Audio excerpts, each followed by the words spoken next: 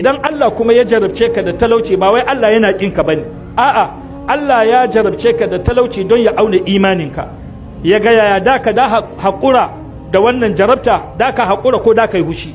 Ina fata muna fahimta.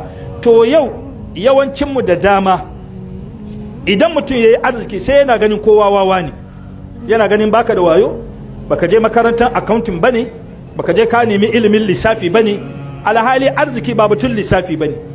Ganin daman Allah ne ya azurta ka ba tare da ka je makaranta ba.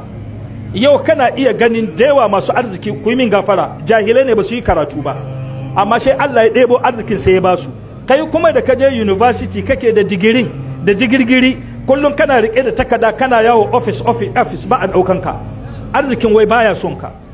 Shi lamari ne na Allah. Sai sa da ka samu mutane da dama wallahi suna gani in suka yi arziki suna ganin kowa wawaye ne.